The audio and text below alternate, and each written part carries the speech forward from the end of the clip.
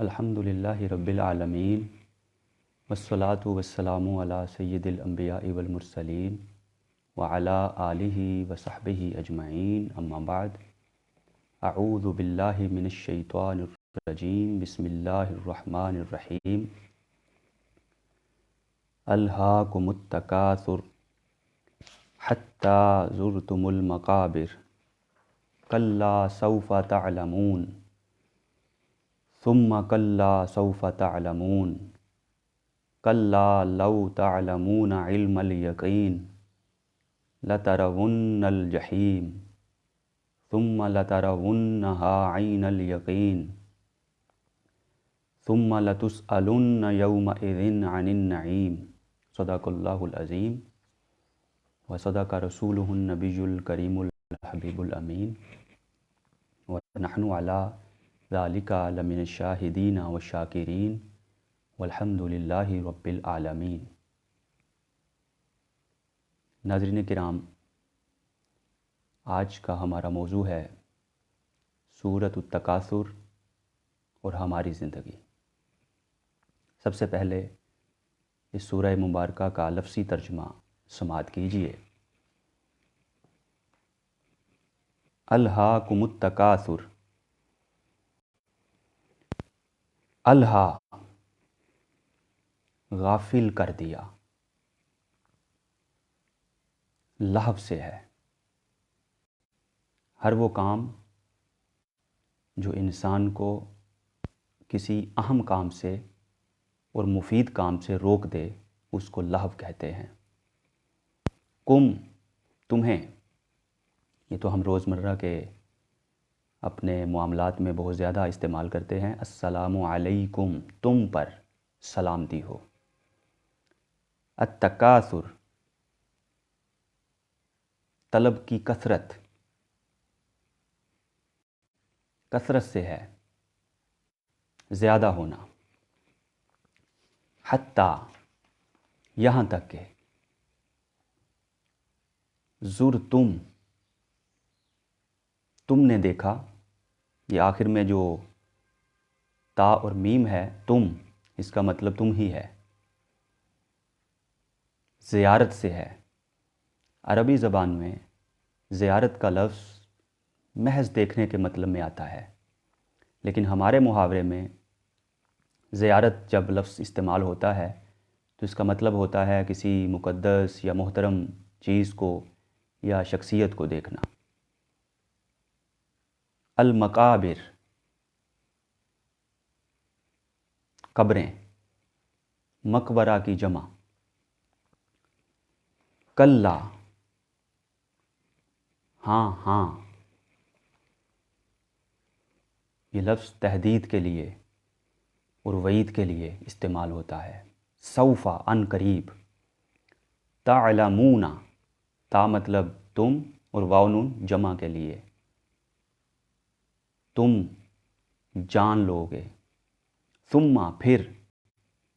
کلا، ہاں ہاں۔ سوف، ان قریب، جلد۔ تعلمون، تم جان جاؤ گے۔ کلا، ہاں ہاں۔ لو، اگر۔ تعلمون، تم جانتے۔ علم، جاننا۔ الیقین، یقین، اردو میں ہم استعمال کرتے ہیں علم بھی اور یقین بھی اور علم الیقین بھی۔ لا، ضرور۔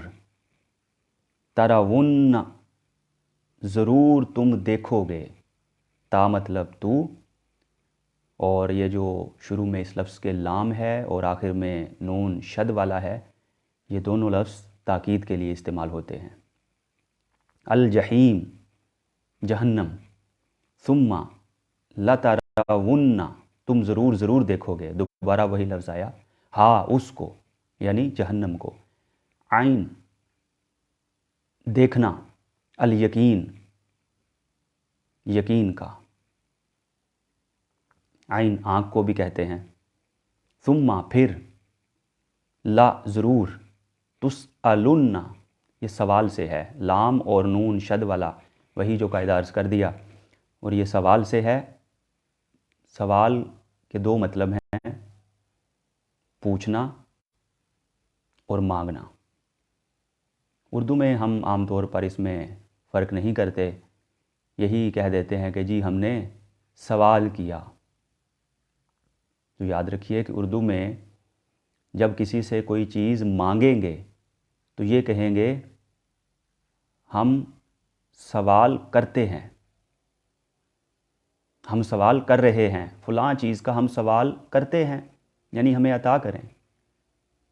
اور اگر پوچھنا ہے تو پھر کہیں گے ہم نے سوال پوچھا، یا ہم سوال پوچھنا چاہتے ہیں، یعنی سوال پوچھنا ہے، مانگنا ہے، سوال پوچھنا ہے کسی بات کی تفصیل طلب کرنا، اور سوال کرنا ہے کوئی چیز مانگنا۔ یہ اردو میں اس طرح فرق کیا جاتا ہے، اور عربی زبان میں سوال کے دونوں مطلب ہیں۔ یومئذ اس دن، عن کے بارے میں، النعیم نعمتیں، نعمت یہ لفظ ہم بہت کثرت کے ساتھ اردو میں استعمال کرتے ہیں۔ با محاورہ ترجمہ، تمہیں غافل کر دیا زیادہ طلبی نے، یہاں تک کہ تم نے قبروں کا منہ دیکھا، ہاں ہاں جلد جان جاؤ گے، پھر ہاں ہاں جلد جان جاؤ گے، ہاں اگر یقین کا جاننا جانتے تو مال کی محبت نہ رکھتے،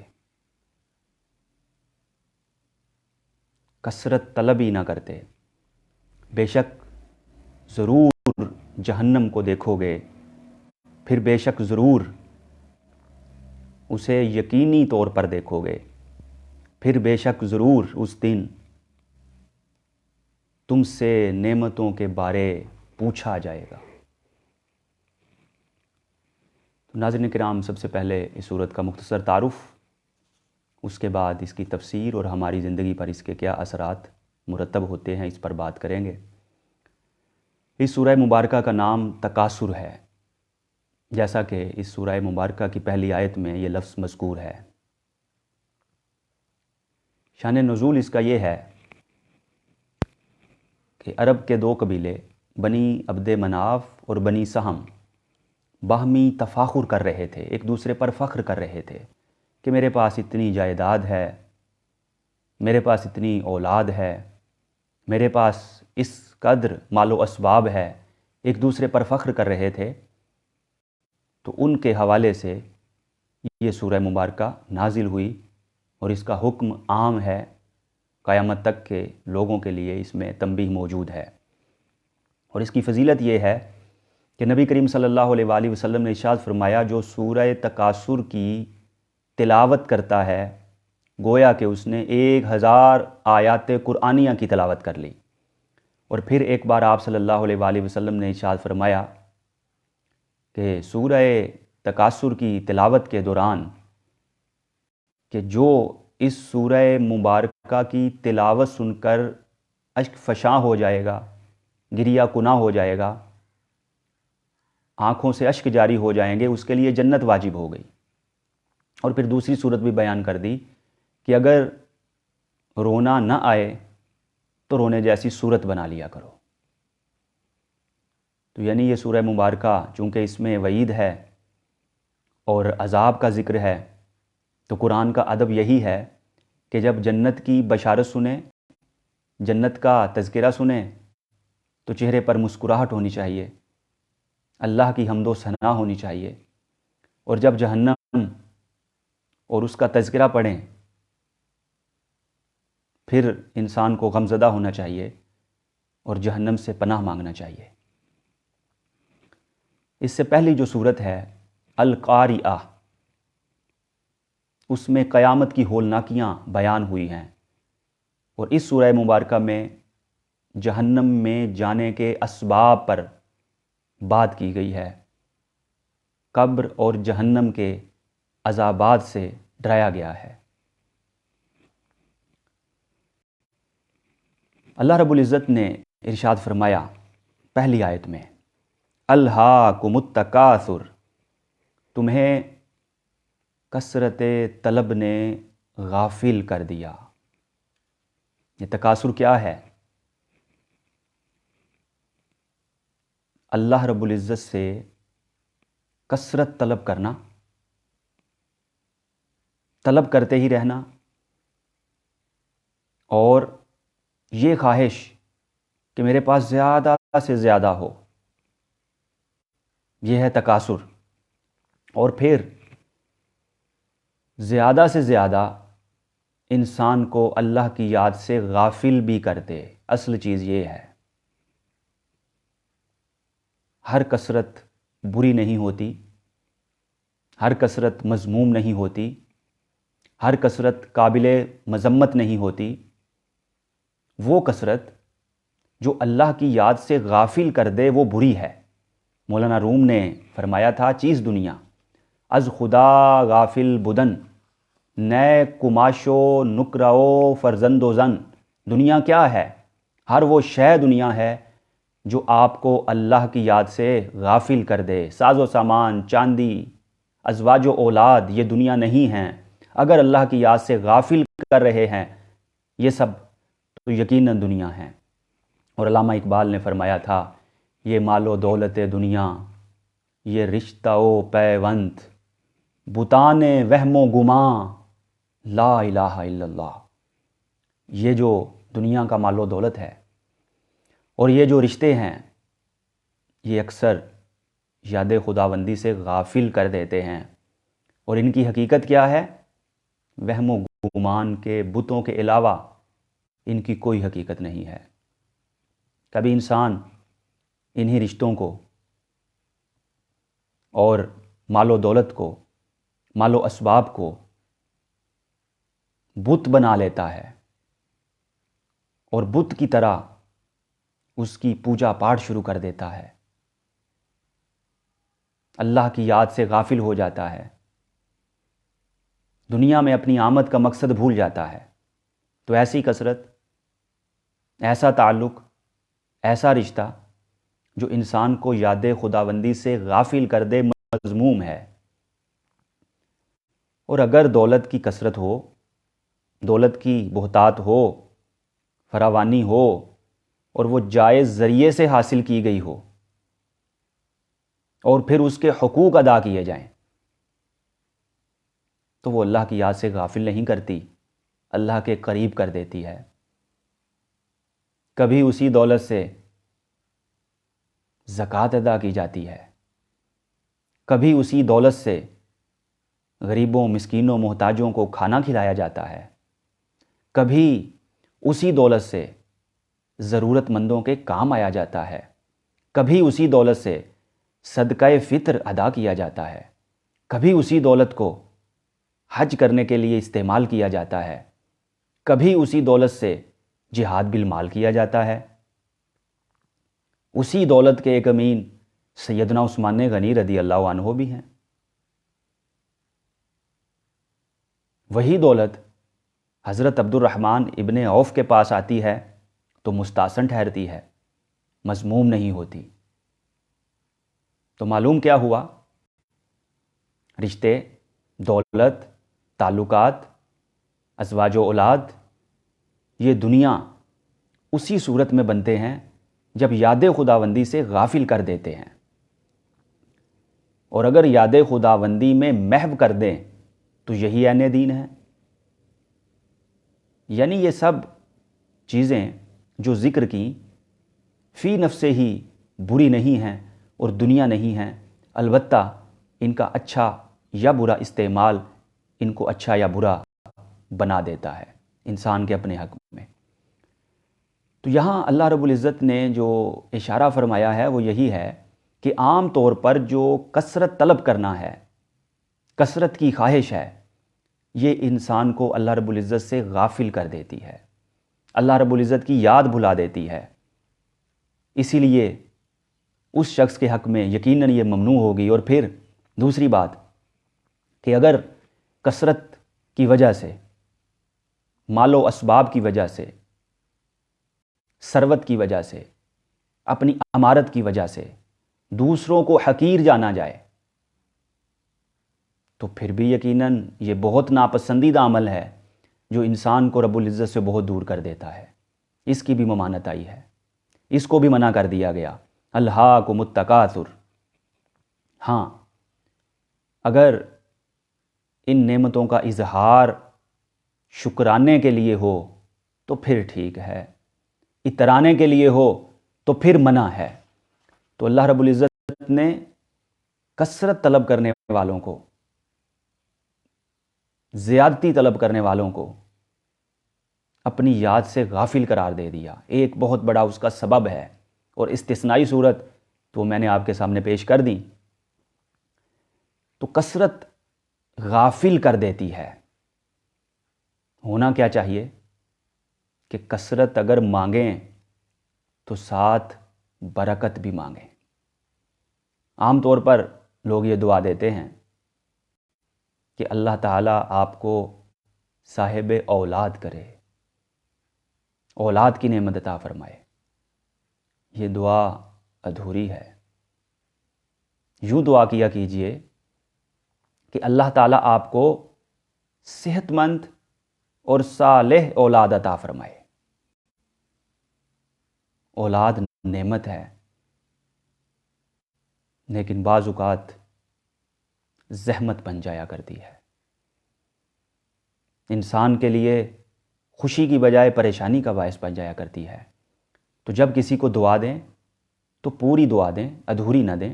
اللہ تعالیٰ آپ کو صاحب اولاد بنائے، ایسی اولاد جو صالح بھی ہو، تندرست بھی ہو، ایسی اولاد جو اللہ کی یاد سے غافل نہ کرے۔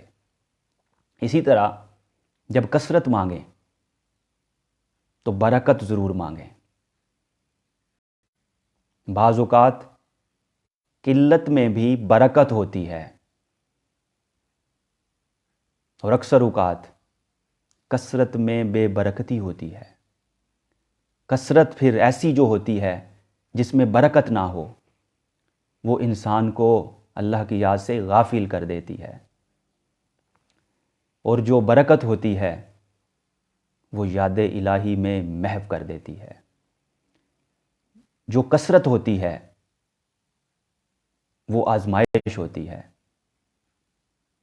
اور جو برکت ہوتی ہے وہ نعمت ہوتی ہے۔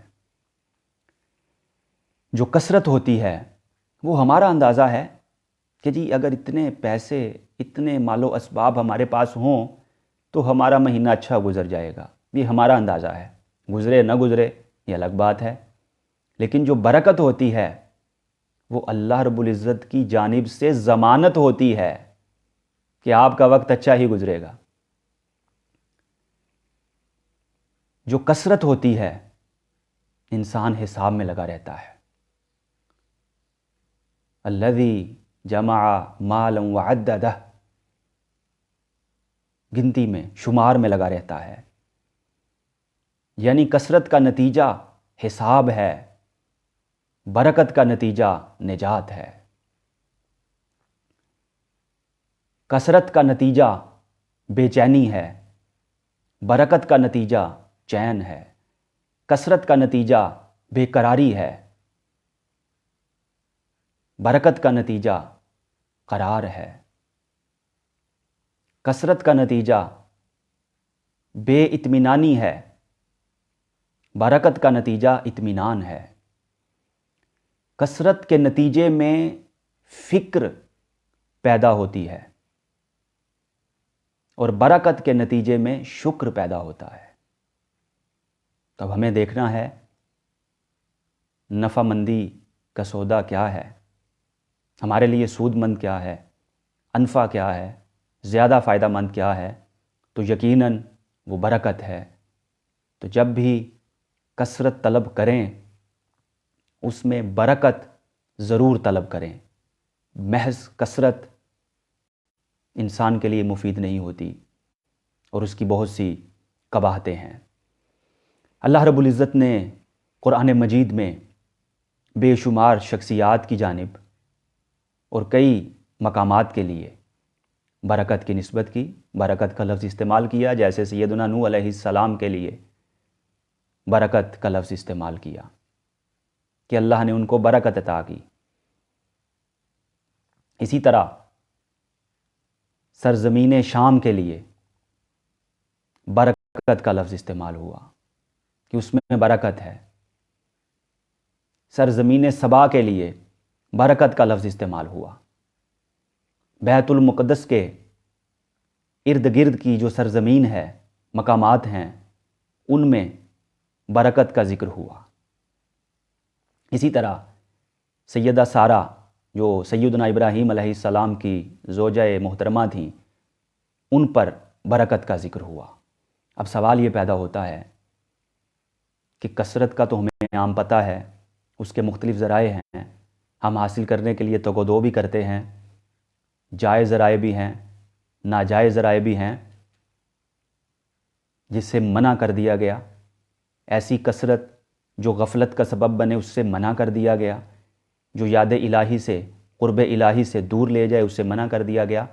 اب سوال ذہن میں پیدا ہوتا ہے کہ برکت حاصل کرنے کا طریقہ اور ذریعہ کیا ہے؟ یہ بھی قرآن کریم سے پوچھتے ہیں کہ اگر کثرت ایسی اچھی نہیں تو پھر برکت حاصل کرنے کے لیے ہم کیا کریں؟ تو قرآن کریم نے طریقہ بتایا، وَلَوْ أَنَّ أَهْلَ الْقُرَىٰ آمَنُوا وَاتَّقَوْا لَفَتَحْنَا عَلَيْهِمْ بَرَكَاتٍ مِّنَ السَّمَاءِ وَالْأَرْضِ۔ اور اگر بستی والے ایمان لاتے، تقوی اختیار کرتے، تو ضرور زمین و آسمان کی جانب سے ان پر ہم برکتوں کے دروازے کھول دیتے۔ کیا شرطیں ہوئیں بیان؟ ایمان اور تقوی، خدا خوفی۔ یعنی اگر دو چیزیں ہوں، ایمان ہو اور خدا خوفی ہو، تو رب العزت فرماتا ہے کہ آسمان کی جانب سے بھی برکتوں کا نزول ہوگا اور زمین بھی برکتیں اگائے گی۔ تو لازم ہے کہ ایمان کی دولت سے مالا مال ہوا جائے اور تقوی اختیار کیا جائے۔ اگر یہ دو چیزیں ہوں گی تو برکتوں کی گویا کہ بارش ہوگی انسان پر، اور جس پر برکتوں کا نزول ہوتا ہے وہ بہت خوش نصیب ہوتا ہے۔ اور ہمیں تو ویسے بھی حکم دیا گیا۔ حکم کیا دیا گیا؟ کہ جب ایک دوسرے سے ملاقات کریں تو کیا کہیں؟ کثرت نہیں، برکت کی دعا کریں۔ السلام علیکم ورحمۃ اللہ وبرکاتہ۔ آپ پر اللہ کی رحمت بھی ہو، برکت بھی ہو۔ اور دوسرا جواب میں کیا کہے؟ وعلیکم السلام ورحمۃ اللہ وبرکاتہ۔ آپ پر بھی سلامتی ہو، اللہ کی رحمت ہو، برکت ہو۔ تو یعنی جب دو مسلمان آپس میں ملتے ہیں تو سلام کرنے کا حکم دیا گیا ہے۔ برکت مانگیں، رحمت مانگیں، سلامتی مانگیں۔ اور یہ بات بھی یاد رکھنے کے قابل ہے کہ کوئی دعا جو آج کل ہمارے معاشرے میں معروف ہو گئی، سلام کی جگہ نہیں لے سکتی۔ صبح اٹھیں، گڈ مارننگ کہہ دیں، اس کا مطلب ہے آپ کی صبح اچھی ہو۔ گڈ نون کہہ دیا، آپ کی دوپہر اچھی ہو۔ گڈ ایوننگ کہہ دیا، آپ کی شام اچھی ہو۔ گڈ نائٹ کہہ دیا، آپ کی رات اچھی ہو۔ یعنی وقت کے ساتھ خاص کر دیا۔ لیکن جو ہمیں دعا سکھائی گئی ہے، وقت کے ساتھ خاص نہیں ہے، اس کو مقید نہیں کیا گیا۔ آپ ہمیشہ اللہ کی رحمت، برکت اور سلامتی میں رہیں۔ تو بہرحال ہمیں بھی حکم یہی ملا کہ جب بھی ملاقات ہو، ایک دوسرے کے لیے کثرت کی بجائے برکت کی دعا کریں، اللہ کی جانب سے رحمت اور سلامتی کے نزول کی بات کریں اور یہ دعا دیں، کیونکہ دوسرے کے حق میں کی گئی دعا جو انسان کی زبان سے نکلتی ہے جلدی قبول ہوتی ہے۔ بہرحال رب العزت نے فرمایا، الہاکم التکاثر، زیادہ طلبی نے تمہیں اللہ کی یاد سے غافل کر دیا۔ اور نبی کریم صلی اللہ علیہ وآلہ وسلم نے فرمایا کہ اگر انسان کے پاس 2 سونے کی وادیاں ہوں، تیسری کی خواہش میں سرگرداں ہو جاتا ہے، اس کی حرص کا خاتمہ نہیں ہوتا، اس کا پیٹ قبر کی مٹی ہی بھرتی ہے۔ اور پھر آپ صلی اللہ علیہ وآلہ وسلم نے ارشاد فرمایا کہ 2 چیزوں کا طالب، دولت اور عزت، نقصان اس کا بتاتے ہوئے ارشاد فرمایا کہ اگر 2 بھوکے بھیڑیے بھیڑوں میں، بکریوں میں، ریوڑ میں چھوڑ دیے جائیں اتنا نقصان نہیں کرتے جتنا دولت اور عزت کا طالب اپنا نقصان کرتا ہے اور دوسروں کا بھی نقصان کرتا ہے۔ تو اس کی نبی کریم صلی اللہ علیہ وآلہ وسلم نے مذمت فرمائی ہے۔ اور پھر آپ صلی اللہ علیہ وآلہ وسلم نے فرمایا بوڑھے انسان کا دل بھی 2 وجہ سے جوان رہتا ہے، دنیا کی محبت، لمبی خواہشات۔ تو ہم اگر دیکھیں تو یہ دونوں باتیں بالعموم ہم میں موجود ہیں۔ حرص، لالچ، زیادہ طلب کرنا، گھر میں کپڑوں کا انبار ہے، جوتوں کا انبار ہے، اناج کا انبار لگا ہوا ہے، اور پھر خواہش ہوتی ہے کہ جی اور ہے، مزید مل سکتا ہے۔ مال موجود ہے، پھر خواہش ہے کہ اور ہے، مزید کیسے مل سکتا ہے، اسی کام میں، اسی بات میں لگے رہے۔ اور ہمارے پاس جو ہے اس پر مطمئن ہونے کی بجائے مزید طلب کیا جاتا ہے۔ اگر سائیکل ہے تو سائیکل والے کی خواہش ہے میرے پاس موٹر سائیکل ہو، موٹر سائیکل ہے تو اس کی خواہش ہے جی میرے پاس گاڑی ہو، گاڑی والے کی خواہش ہے میرے پاس بڑی گاڑی ہو، اس سے بڑی گاڑی آگے خواہش ہے جی میرے پاس 2 ہوں، 2 والے کی ہے 4 ہوں۔ کوئی کسی ضلع کا حکمران ہے، خواہش ہے کہ کاش میں صوبے کا ہوتا، صوبے کے حکمران کی خواہش ہے کاش میں ملک کا ہوتا، ملک کا حکمران چاہتا ہے کاش میں پوری دنیا کا حکمران ہوتا۔ شیخ سعدی رحمۃ اللہ علیہ نے فرمایا کہ یہ بادشاہوں کی فطرت ہوتی ہے کہ اگر ان کے پاس ایک ملک ہو تو دوسرے ملک کے خیال میں محو رہتے ہیں کہ جی وہ حاصل کیسے کیا جا سکتا ہے۔ یعنی یہ انسان کی خواہش کبھی ختم نہیں ہوتی۔ آگاہ اپنی موت سے کوئی بشر نہیں، سامان 100 برس کا ہے، پل کی خبر نہیں۔ حضرت الہ آبادی نے توجہ دلائی تھی کہ اتنا سامان اکٹھا کر لیا،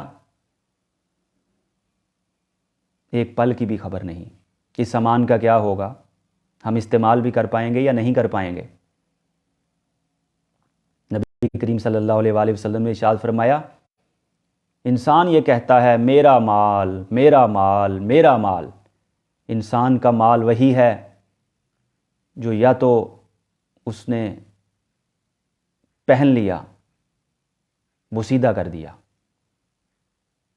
یا کھا لیا، اور یا خیرات کر دیا۔ یعنی جو پہنا تو ختم ہو گیا، کھایا پیا ختم ہو گیا، اور جو خیرات کیا اللہ کے راستے میں دیا ہمیشہ کے لیے محفوظ ہو گیا۔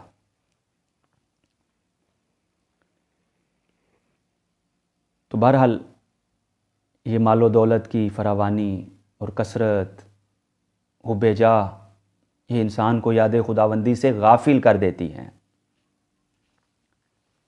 اور یہ جو لمبی امیدیں ہیں، اتنی لمبی امیدیں باندھی، 10 سال بعد کیا کرنا ہے، 20 سال بعد کیا کرنا ہے، 50 سال بعد کیا کرنا ہے۔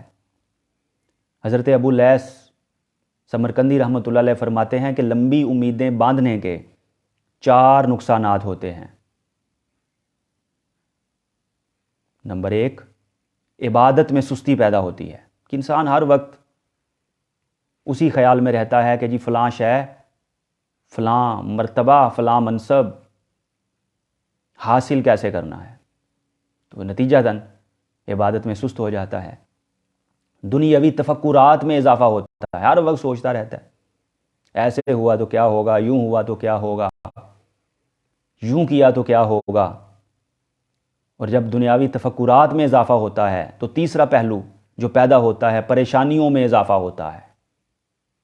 جو انسان ہر وقت سوچتا رہتا ہے کل کیا ہوگا، کل کیا ہوگا، ظاہر ہے وہ اتنا زیادہ پریشان رہتا ہے۔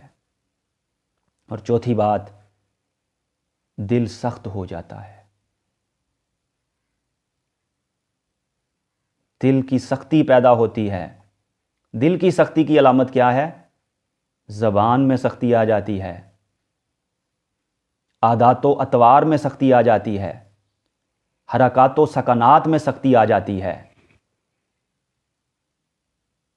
تو یہ 4 نقصانات ہیں لمبی امیدیں باندھنے کے۔ اور ایک روایت میں نے پڑھی تو حیرت کی انتہا نہ رہی، اور سوچ اور بچار کا مقام بھی ہے۔ وہ روایت یہ تھی، حضرت ابن عباس رضی اللہ تعالیٰ عنہ کہتے ہیں کہ نبی کریم صلی اللہ علیہ وآلہ وسلم جب وضو کے لیے قیام فرما ہوتے اور برتن میں پانی ڈالنے کے لیے اٹھتے تو اس سے پہلے مٹی کو ہاتھ لگا کر تیمم کی نیت کر لیتے۔ کہتے ہیں میں نے عرض کیا یا رسول اللہ صلی اللہ علیہ وسلم یہ کیا معاملہ ہے؟ وضو کرنے لگے ہیں، پانی برتن میں ڈالنے لگے ہیں، یہ تیمم کی نیت کیسی؟ حضور علیہ السلام نے فرمایا مجھے کیا پتا کہ میں وضو کے پانی تک پہنچ بھی پاؤں گا یا نہیں پہنچ پاؤں گا۔ تو یقیناً آپ صلی اللہ علیہ وآلہ وسلم اپنے لمحہ وصال سے تو آگاہ تھے، اور ویسے بھی فرشتے جو ہیں وہ اجازت لے کے آپ کی بارگاہ میں آیا کرتے تھے۔ یہ ہماری تعلیم کے لیے ہے کہ انسان کو اتنا بھی نہیں پتا کہ وہ اٹھ سکے گا یا نہیں اٹھ سکے گا۔ نوالا جو اٹھایا ہے وہ منہ تک جا سکے گا یا نہیں جا سکے گا، جو نوالا منہ میں ڈالا ہے، لقمہ منہ میں ڈالا ہے، معدے تک پہنچ سکے گا یا نہیں پہنچ سکے گا۔ رات کو سوئے ہیں، نہ جانے صبح اٹھ سکیں یا نہ اٹھ سکیں۔ عارضی نیند دائمی نیند کا سبب نہ بن جائے، کیا پتا، کیا خبر۔ تو یعنی آپ صلی اللہ علیہ وآلہ وسلم نے، میں سمجھتا ہوں، لمبی امیدیں قائم کرنے کی جو نفی فرمائی ہے، اس سے بڑی دلیل اور کیا ہو سکتی ہے۔ اب آتے ہیں اس کے علاج کی طرف۔ یہ جو جاہ طلبی ہے، شہرت کی تمنا ہے، مال و اسباب کا لالچ اور حرص ہے، اس کا علاج کیا ہے؟ ایک علاج تو قرآن کریم نے بھی بتا دیا اسی سورہ مبارکہ میں، کیونکہ میں اکثر یہ کہتا ہوں کہ قرآن دعویٰ بھی کرتا ہے، دلیل بھی دیتا ہے۔ کبھی دعویٰ پہلے ہوتا ہے دلیل بعد میں، اور کبھی دلیل پہلے ہوتی ہے دعویٰ بعد میں۔ قرآن سوال بھی ہے، قرآن جواب بھی ہے، سوال بھی پوچھتا ہے، جواب بھی دیتا ہے۔ تو یہ سبب بتایا، مرض بھی بتاتا ہے، مرض کی تشخیص بھی فرماتا ہے، اور اس کا علاج بھی بتاتا ہے۔ مرض کیا ہے؟ کثرت کی طلب نے غافل کر دیا۔ سوال کیا ہے کہ جی بہت زیادہ کثرت کی طلب ہے، شہرت میں، عزت میں، مرتبے میں، منصب میں، اور ایسی کہ اللہ کی یاد سے غافل کر دیتی ہے۔ اب اس کا علاج کیا ہے؟ حتیٰ زرتم المقابر، یہاں تک کہ تم نے قبروں کا منہ دیکھ لیا۔ اس میں علاج ہے. کلا سوف تعلمون ثم کلا سوف تعلمون، تم ان قریب جان جاؤ گے. پھر ہاں تم ان قریب جان جاؤ گے. کلا لو تعلمون علم الیقین، ہاں اگر یقین ہوتا تو ایسا کام نہ کرتے. تو علاج کیا بتایا اس میں؟ جو علاج بتایا گیا وہ پہلا یہ ہے، قبروں کی زیارت. حرص پیدا ہو جائے، لالچ پیدا ہو جائے، شہرت کی بہت زیادہ تمنا ہو، ناموری کا جنون سوار ہو جائے، تو کیا کریں؟ قبرستان چلے جائیں، وہاں جا کر غور و فکر کریں کہ یہ لوگ جو ہمارے سامنے ابدی اور دائمی نیند سو رہے ہیں، یہ کون لوگ ہیں؟ کیا جن کا کوئی نام لیوا ہے کہ آج ہم انہیں جانتے ہیں؟ انسان دنیا سے گیا، جیسے یہ 2023 ہے، 2123 یقیناً ہم میں سے کوئی اس زمین پر نہیں ہوگا، زمین کے نیچے ہوگا. یاد کون کرے گا؟ ازواج، اولاد، دوست احباب، بہت قریبی. جیسے جیسے وقت گزرے گا بھولتے جائیں گے. پہلے ہر وقت کی یاد ہے، پھر ہفتہ وار ہو گئی، پھر سالانہ ہو گئی، پھر کبھی کبھار ہو گئی. اور اگر ہر وقت بھی کرتے رہیں تو وہی نسل کرے گی نا. دوسری نسل بس کہے گی کوئی ہماری دادی جان تھیں، کوئی ہمارے دادا محترم تھے، کوئی ہمارے نانا محترم تھے، نانی محترمہ تھیں، بس کبھی کبھار ذکر کر دیا کریں گے. اور تیسری نسل بات ختم ہو گئی. اور اس کی دلیل کیا ہے؟ ہم کتنا یاد کرتے ہیں اپنے فوت شدگان کو، زیادہ سے زیادہ پہلی نسل کو، دوسری نسل کا کبھی کبھار تذکرہ، اور جو اس سے پہلی نسل ہے تو بھول چکے ہیں، کبھی ذکر نہیں کیا، بیشتر کو تو نام بھی نہیں یاد. تو جب حرص پیدا ہو، لالچ پیدا ہو، شہرت کی تمنا پیدا ہو، تو قبرستان چلے جائیں، وہاں جا کر سوچیں کہ ان سب کو بھی وہم تھا کہ یہ اہم تھے.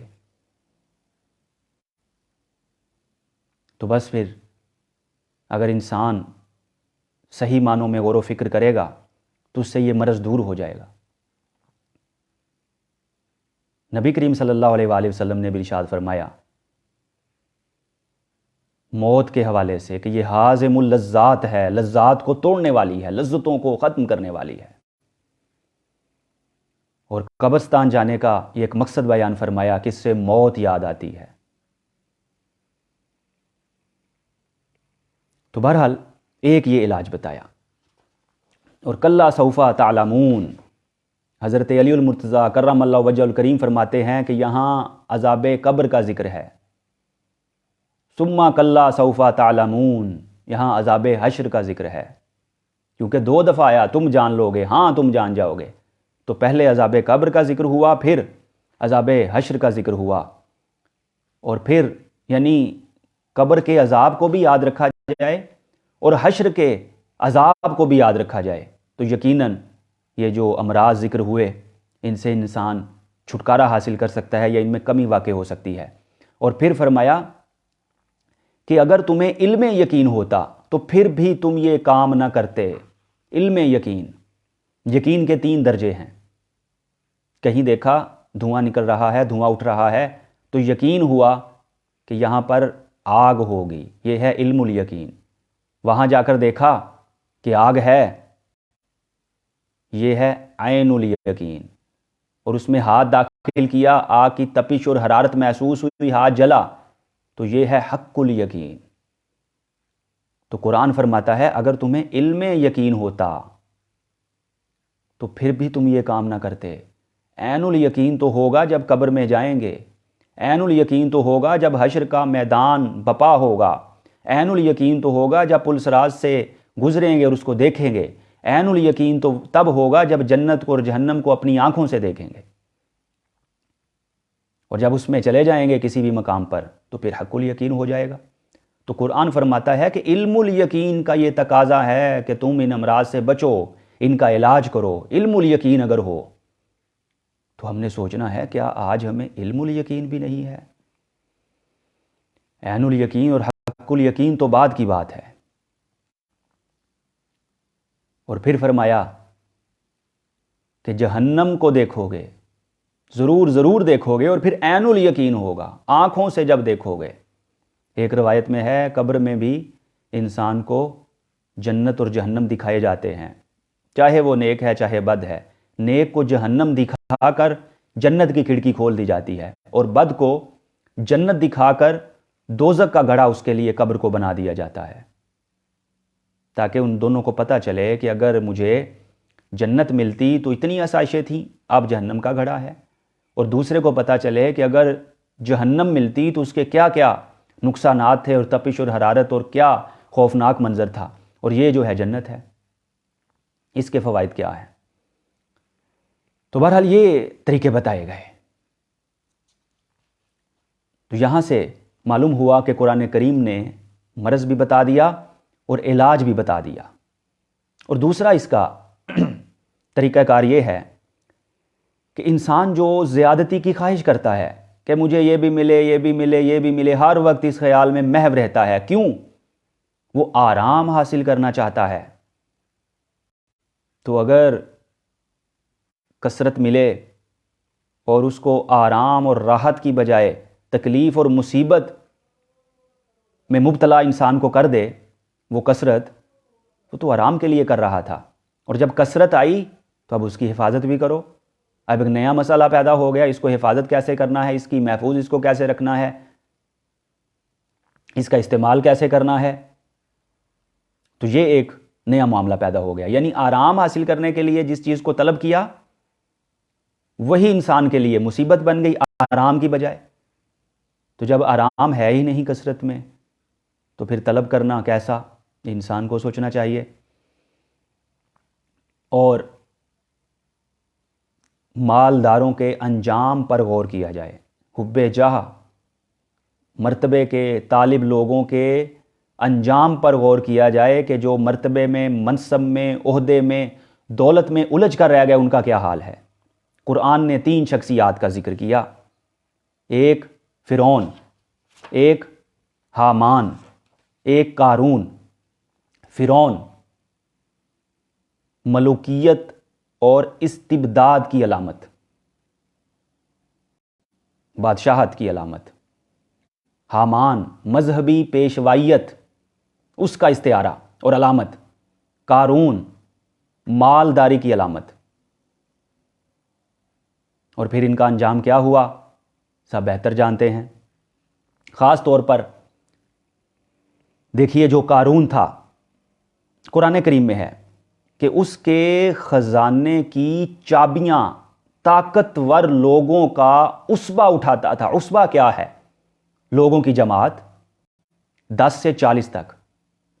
10 سے 40 تک جب تعداد ہو تو اس کو عربی زبان میں عصبہ کہا جاتا ہے، یعنی قارون کے خزانے کی چابیاں 10 سے 40 تک، ممکن عدد ہے، کوئی بھی ہو سکتا ہے، اتنے لوگ اٹھاتے تھے۔ اور آج ہمارے معاشرے میں اگر دیکھا جائے ایک مزدور 2.5 من بوجھ اٹھا لے تو 10 مزدور 25 من بوجھ اٹھائیں گے۔ صرف 10 کم سے کم تعداد ہم دیکھیں، 25 من کم از کم تعداد ہے، کم از کم مقدار ہے۔ تو قارون کے خزانے کی چابیاں، ان کا وزن کم از کم 25 من تھا، اتنا زیادہ خزانہ تھا۔ اور قوم نے اس کو کہا کہ اللہ نے تم پر نعمت کی ہے، اس نے کہا نہیں نہیں، یہ تو میرے علم کی وجہ سے ہے، یہ جتنا مال و اسباب ہے، دولت ہے، یہ میرے علم کی وجہ سے ہے، ناز کیا۔ اور بعض لوگ پریشان ہوئے جب دیکھتے تھے تو کہتے تھے کہ کیا خزانہ ہے، کاش ہمارے پاس بھی ہوتا۔ تو اس وقت کے جو اہل علم تھے انہوں نے بتایا کہ بھائی اللہ نے آپ کو ایمان کی دولت عطا فرمائی ہے، قرآن پاک کا واقعہ ہے، ایمان کی دولت عطا فرمائی ہے، یہ اللہ کی بڑی نعمت ہے، اللہ کا شکر ادا کرو۔ تو قارون کو جب کہا کہ اللہ کا شکر ادا کرو، لوگوں پر خرچ کرو، اس نے کہا نہیں نہیں، یہ میرے اپنے کمال کی وجہ سے ہے، میرے اپنے علم کی وجہ سے ہے، میں کس لیے خرچ کروں۔ سنبھال کر رکھا، اور انجام کیا ہوا؟ زمین میں دھسا دیا گیا، قیامت تک دھستا چلا جائے گا۔ نیچے سے نیچے جاتا رہے گا۔ انجام یہ ہوا۔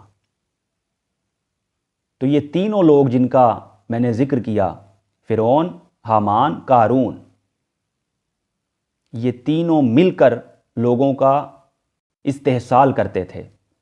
بادشاہ، مذہبی پیشوا اور مالدار۔ قارون فرعون کے ساتھ مل گیا۔ کئی مالدار بادشاہوں اور حکمرانوں کے ساتھ اس لیے مل جاتے ہیں کہ ان کے روپے پیسے کی اور جائیداد کی حفاظت ہو سکے۔ مل گیا ساتھ کہ اپنے مال کی حفاظت کرے، لوگوں کا استحصال کرے، ظلم کے ساتھ مزید دولت حاصل کرے۔ اور بادشاہوں کو بھی، حکمرانوں کو بھی ایسے لوگوں کی ضرورت ہوتی ہے۔ تو بہرحال یہ تین جو استعارے اور علامات ہیں، ان کی جانب توجہ کرنا چاہیے۔ تو یہ مالداروں کا جو انجام ہے، اس پر اگر ہم نظر رکھیں تو پھر ہمیں پتہ چلتا ہے کہ ان کا انجام کتنا بھیانک ہوا۔ مال نے، دولت نے، اسباب نے، کثرت اولاد نے انہیں نہیں بچایا۔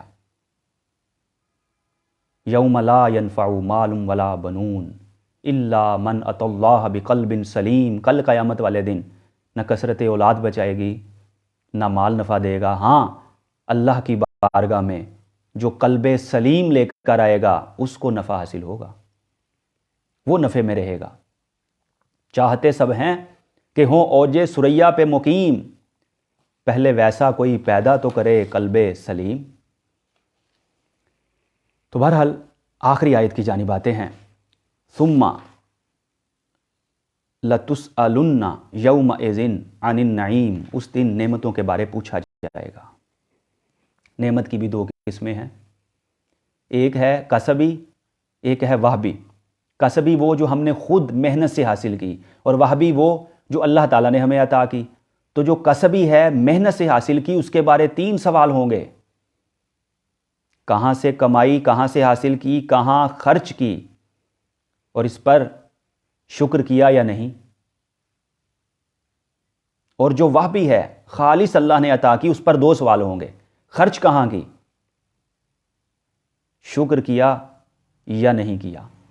اور یہ جو حسابات ہیں، بعض لوگ یہ سوال بھی اکثر پوچھتے ہیں کہ جی قبر میں بھی حساب، حشر میں بھی حساب، پل صراط پر بھی حساب، یہ کیا معاملہ اور ماجرا ہے، اس کی نوعیت کیا ہوگی؟ تو یہ بات ذہن نشین کرنے کے قابل ہے۔ قبر میں جو حساب ہوگا وہ ایمانیات کے حوالے سے ہوگا۔ اللہ کون ہے، آپ کا رب کون ہے، دین کیا ہے، اس عظیم ہستی کے حوالے سے آپ دنیا میں کیا کہا کرتے تھے۔ اور بعض محدثین نے ایک ہی سوال لکھا کہ نبی کریم صلی اللہ علیہ وآلہ وسلم کے حوالے سے دنیا میں آپ کیا کہا کرتے تھے۔ باقی سوال اسی ضمن میں آ جاتے ہیں۔